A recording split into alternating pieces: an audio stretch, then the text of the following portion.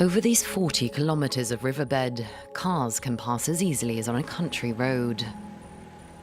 The Rio Grande is the fourth largest river in the United States, but it's in danger of drying up.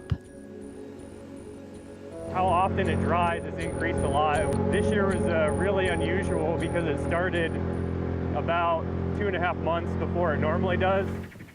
The river usually only dries out in the middle of summer. This year, the bed was parched at the beginning of spring. This team of conservationists rake the pools of water that are left behind. They're searching for fish. They hope to save some of the rarer species.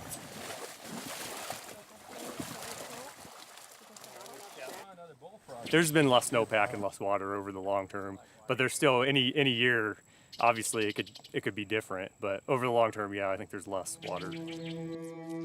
The Rio Grande is fed by water from the Colorado mountains. Last year, there wasn't much snow. That's why this part of the river has dried up.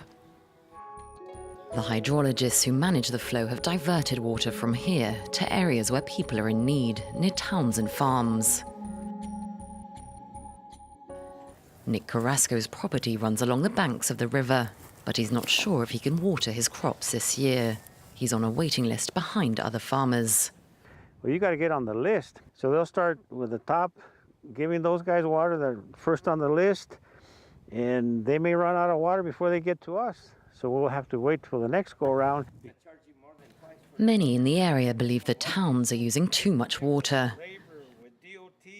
They used to pump from ground, and now a lot of them pump directly out of the river. Why?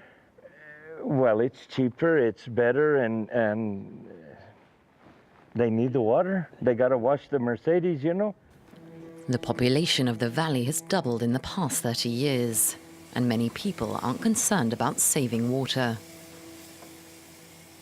What are we supposed to do? Save water? Water is life, I understand that. In Albuquerque, a city of 600,000 people, there's a hosepipe ban when temperatures go up. People are encouraged to have stone driveways, not lawns. All the water that's preserved goes back to the river. Not only are we using less water per person, but we're using less water overall than we were using 25 years ago. And that's all because of conservation. But it might not be enough. The average temperature in the region has gone up by 1.5 degrees in the last 20 years. The future of the river is in doubt.